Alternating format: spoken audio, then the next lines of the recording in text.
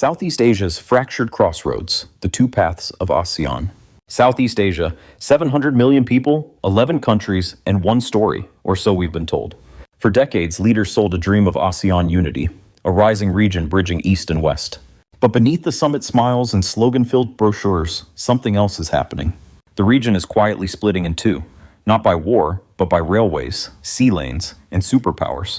This is the story of how Southeast Asia, the world's crossroads, is becoming two very different worlds. The myth of one Southeast Asia. Since 1967, ASEAN has preached centrality, a fancy word for don't let outsiders divide us. The idea was simple: one region, one voice. But if you look at the map, that voice was never in unison. To the north lie the continental nations: Cambodia, Laos, Myanmar, Thailand, and Vietnam, tied by rivers and roads to China. To the south and east lie the maritime states: Indonesia, Malaysia, Singapore, the Philippines, and Brunei, defined by sea lanes and global trade. Geography never cared about summit communiques. And while leaders talked of unity in Kuala Lumpur conference halls, engineers and admirals were quietly building two very different futures. Because in ASEAN diplomacy, nothing says unity like agreeing to meet again next year. Beijing's grip on the mainland. For centuries, mountains and jungles shielded mainland Southeast Asia from foreign control. Not anymore. China's Belt and Road Initiative has bulldozed through the terrain that once protected these countries' autonomy. In Laos, a US $6 billion rail line now links Vientiane directly to Kunming. Overnight, the landlocked became land-linked to China. Trade boomed, so did debt.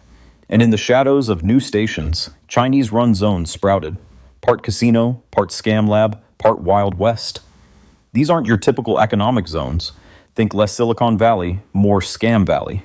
In Myanmar, amid civil war, Chinese pipelines keep flowing from the Bay of Bengal to Yunnan, a strategic energy corridor bypassing the Malacca Strait. In Vietnam, a longtime rival of Beijing, factories escaping U.S. tariffs are relocating south, ironically binding Hanoi closer to the Chinese economy it seeks to escape. Continental Southeast Asia is being rewired into China's hinterland, not through conquest, but connectivity. Nusantara, the oceanic counterweight. Meanwhile, a very different Southeast Asia is surfacing, the maritime world of Nusantara. Journalist Philip Bowring coined the term to describe the sea-bound realm of Indonesia, Malaysia, Singapore, and the Philippines, a civilization built on water, not walls. For centuries, these waters were the highways of spice, faith, and empire. Today, they're the arteries of global commerce. Control them, and you control the flow of the world's trade. That's why every major power, China, the US, Japan, India, Australia, is now vying for a seat at the table, or rather, on the deck. Singapore perfected that balancing act, Chinese capital in, US Navy at port. Malaysia plays its own double game, signing Belt and Road deals while pushing back on Chinese encroachments at sea. Indonesia courts everyone, the non-aligned nation of a non-aligned era. And the Philippines? After years of tensions and spray-painted Scarborough Shoals, it's sailing back to Washington's arms. Malaysia, the hinge of two worlds. And in the middle of this split stands Malaysia, a nation literally at the hinge of two worlds, the continental network creeping down from China and the maritime arteries pulsing with global trade. To the north, the Pan-Asia Railway edges closer, connecting Kunming to Singapore through Thailand and Malaysia. To the south, the Strait of Malacca funnels 1/3 of global commerce, oil, goods, and power, right past its shores. Malaysia's geography is a blessing and a balancing act. Lean too far toward Beijing, and autonomy could vanish under partnerships. Lean too close to Washington, and its northern neighbors may drift deeper into China's embrace. Every move, every project, every handshake is a step on a geopolitical tightrope.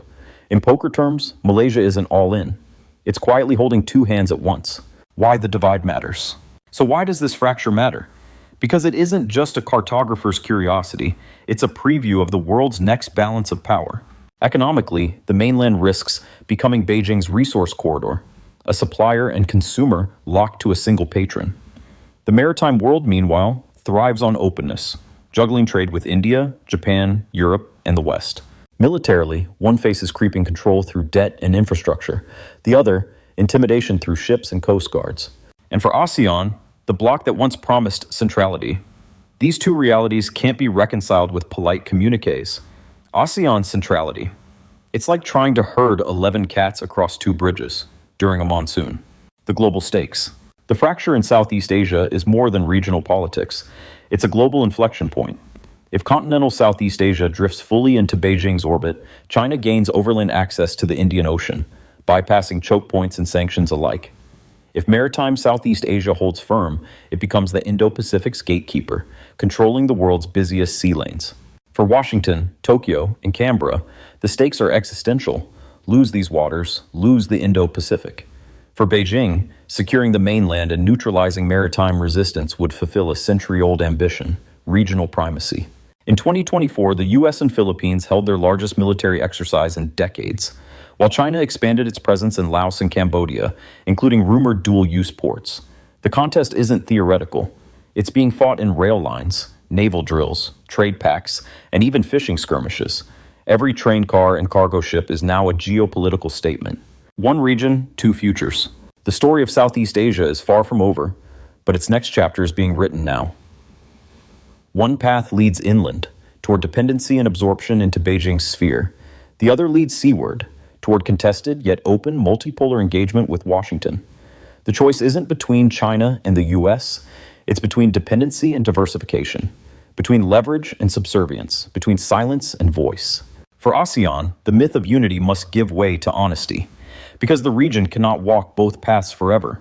For ASEAN and for the world, the direction Southeast Asia takes will shape not only its future, but the architecture of the entire Indo-Pacific.